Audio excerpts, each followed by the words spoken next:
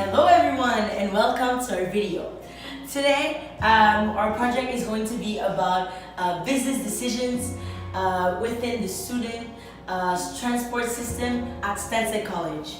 In the video we will show you what business decisions are and why does the school make you guys pay $100. First, I'm going to explain to you what business decisions are.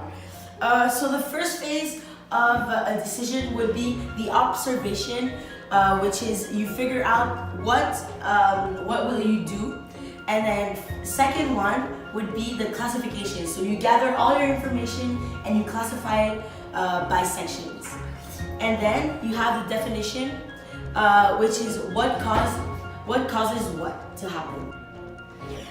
Decision making is a vital component to business success. It is very important in the world of business because one little mistake or a little decision can change everything in your company. So for example, Netflix was competing against Blockbuster, another movie company, and Netflix decided to reduce their prices to have as many as people as possible to access their app. Blockbuster sadly did not want to do the same thing, so they kept their prices really high, and with this small decision it made the company crash while Netflix was growing and growing. The fifth one would be to establish the alternatives, then to choose the best one, and after you would have to actually use it and then evaluate the alternative. Okay.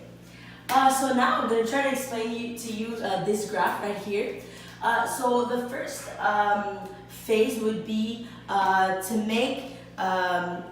identify the problem, then to establish a decision, then you would have to weigh the decision criteria, and then the fourth one would be to generate all the alternatives and then evaluate your alternative. So there's many reasons why the school decided to make each person pay $100 to get the vans, and my friend here, Sean, will list some for you.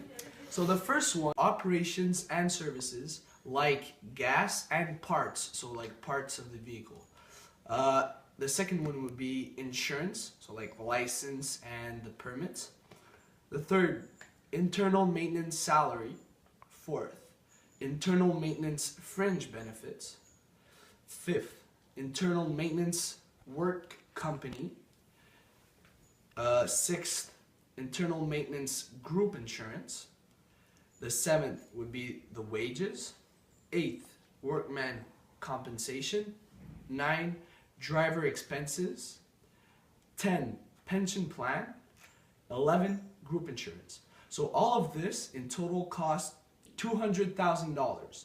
And on that $200,000, the school, Stanford College, had a loss of $20,000.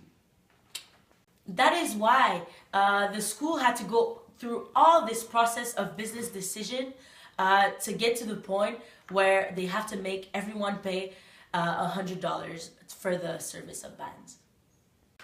Hey girl, let's go to Montreal. That's a good idea. Wait, but how are we gonna get there? Let's take the taxi.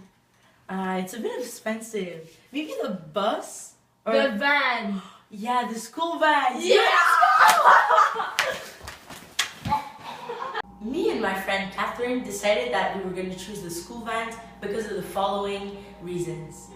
First of all, for Tam and her friend to take a taxi to Montreal would cost them each other $130.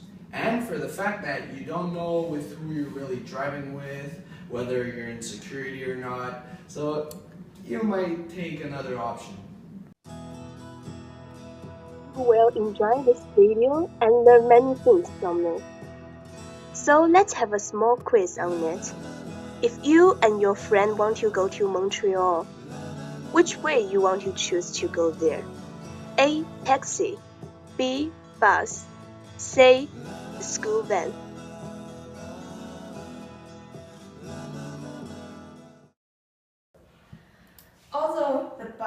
seems the cheapest, but you need to take the taxi to get the bus station, and it's really inconvenient. And then the bus is not that comfortable as our school bus, you know that.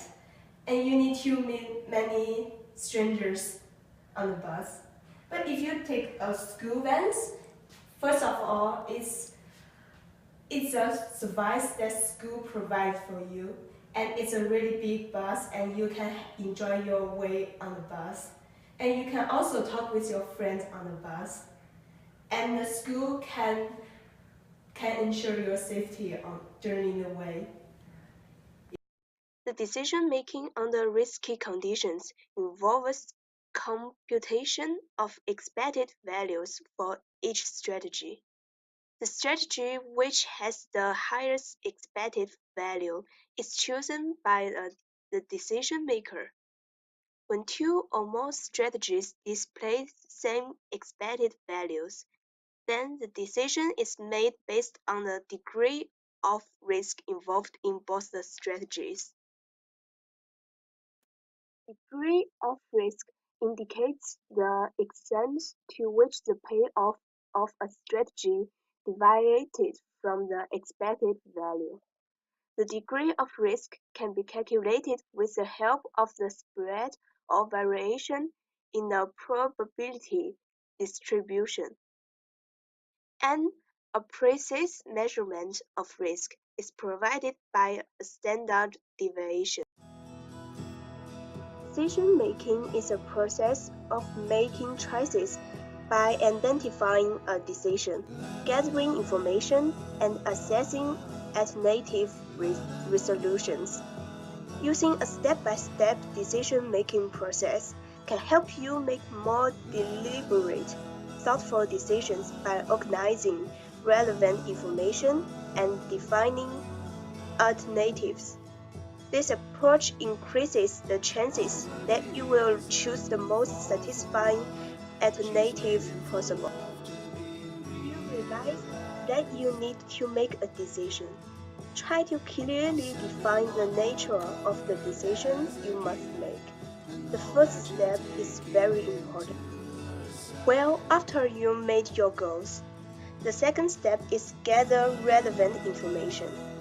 Collect some information before you make your decision. What information is needed, the best sources of information, and how to get it. This step involves both internal and external work. Some information is internal. You'll seek it through a process of self-assessment. Another information is external. You'll find it online, in books, from other people. Well, you also need to think about alternatives.